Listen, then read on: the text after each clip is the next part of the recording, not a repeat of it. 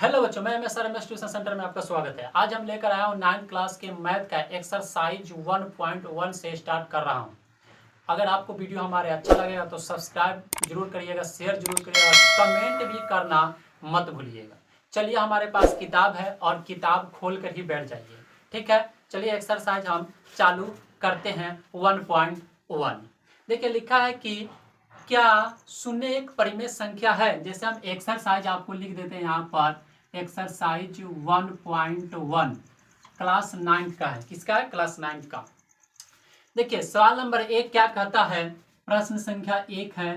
क्या कहता है कि क्या शून्य एक परिमेय संख्या है, क्या इसे आप p बाई क्यू के रूप में लिख सकते हैं जहां p और q एक पूर्णांक है। तो देखिए, पहले हम परिमेय संख्या से पहले रिलेटेड है कुछ संख्या, तो पहले हम आपको कुछ संख्या बता देते हैं। जैसे देखिए, कुछ ऐसे संख्या होते हैं जैसे स्टार्ट होगा 1 2 3 4 5 6 डॉट डॉट, मतलब और भी अनंत तक आ सकता है। तो उसको हम बोलते हैं प्राकृत संख्या। क्या बोलते हैं? प्राकृत संख्या, यानी गिनती की जो संख्या रहता है उसे हम प्राकृत संख्या बोलते हैं। ठीक है, चलिए, तो प्राकृत संख्या हम समझ गए। कुछ ऐसे संख्या आपको मिलेगा जैसे जीरो से स्टार्ट होगा, जैसे 0 1 2 3 4 5 डॉट डॉट, तो उसको हम क्या कहेंगे? पूर्ण संख्या कहेंगे। कौन संख्या कहेंगे? पूर्ण संख्या कहेंगे। यानी प्राकृत संख्या होता है, उसमें हमने क्या करते हैं, शून्य को शामिल कर देते हैं, उसको हम पूर्ण संख्या कहते हैं। कुछ ऐसे संख्या मिलेगा आपको 1 2 3 4 5, इसमें शून्य लगा दिया जाएगा और -1 -2 -3 -4, यानी पूर्ण संख्या रहेगा। उसमें हम ऋणात्मक संख्या को जब हम शामिल कर देते हैं तो उसको हम बोलते हैं पूर्णांक संख्या। क्या बोलते हैं?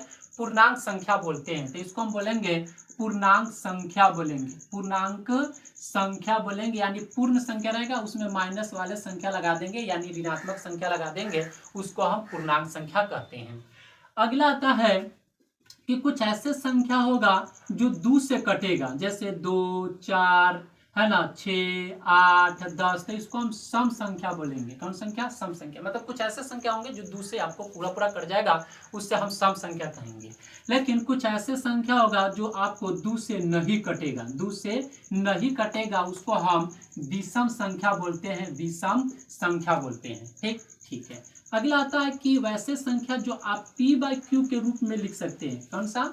p बाई क्यू के रूप में लिख सकते हैं, उसे परिमेय संख्या कहते हैं। परिमेय संख्या कहते हैं, परिमेय संख्या कहते हैं, जहां p एंड q एक पूर्णांक संख्या होना चाहिए, पूर्णांक संख्या होना चाहिए, और q नॉट इक्वल टू 0 होना चाहिए। यानी q के जगह पर, है ना, q के जगह पर 0 नहीं होना चाहिए, और p और q क्या होना चाहिए? पूर्णांक संख्या। उसे हम बोलते हैं परिमेय संख्या। जो p बाई q के रूप में लिखाता है उसे परिमेय संख्या कहते हैं।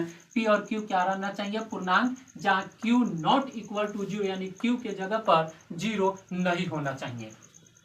अगला आता है कि हम जिसे p बाई क्यू के रूप में नहीं लिख सकते, p बाई क्यू के रूप में नहीं लिख सकते, के रूप में नहीं लिख सकते हैं, नहीं लिख सकते हैं, नहीं लिख सकते, उसे हम अपरिमेय संख्या कहते हैं। लिख सकते हैं वह अपरिमेय संख्या कहलाता है, अपरिमेय संख्या कहलाता है। क्या कहलाता है? अपरिमेय संख्या कहलाता है। अपरिमेय संख्या यानी p बाई क्यू के आप रूप में नहीं लिख सकते, अपरिमेय संख्या कहते हैं। यानी आप उसको क्या कर सकते हैं, जिसका वर्गमूल नहीं निकलता, परफेक्ट स्क्वायर नहीं निकलेगा, वो हम अपरिमेय संख्या, और जिसका निकल जाएगा वो हमें परिमेय संख्या कहते हैं। चलो, इतना ही रहने दो, संख्या वाला सीरियस है, हमने एक्सरसाइज चालू करता हूँ। ठीक, चलिए अब देखिए, अब देखो, तो लिखा है क्या शून्य एक परिमेय संख्या है। क्या शून्य एक परिमेय संख्या? तो लिखेंगे हाँ।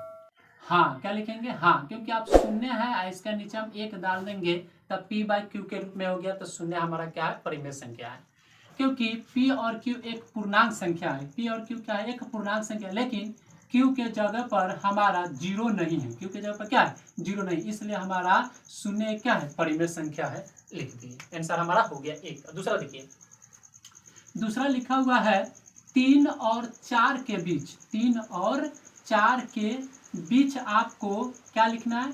परिमेय संख्या लिखना है 6 गो, यानी 6 परिमेय संख्या लिखना है, 6 परिमेय संख्या लिखना है, 6 परिमेय संख्या निकालना है।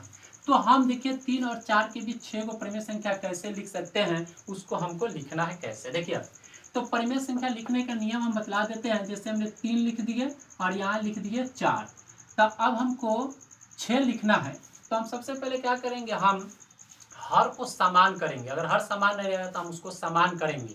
जैसे इसमें कुछ नहीं है, भिन्न वाला नहीं, तो हम डायरेक्ट ऊपर 10, अंश में 10 और हर में 10 से गुना कर देंगे।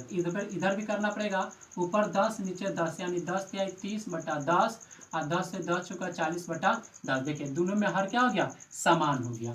तो हम लिख सकते हैं 30 और 40 के बीच लिखना होगा तो 10 और 40/10। तो इसके बीच हमको लिखना है कौन को परिमेय संख्या, 6 गुण। तो हमको लिखना होगा तो 31/10, 32/10, 33/10, 34/10, 35/10, यानी 1 2 3 4 5 और एक बार लिखना पड़ेगा तो 36/10, यानी इतना हम आराम से लिख सकते हैं। देखिए 1 2 3 4 5 6, तो 6 को हम लिख दिए, तो ये हो गया हमारा 6 परिमेय संख्या। ठीक है, ठीक है। चलिए अब देखिए, अब ये बच गया 3 4 नंबर सवाल, तो थोड़ा अगला वीडियो में आएगा। तब तक हम मिलेंगे अगला वीडियो में। Thank you.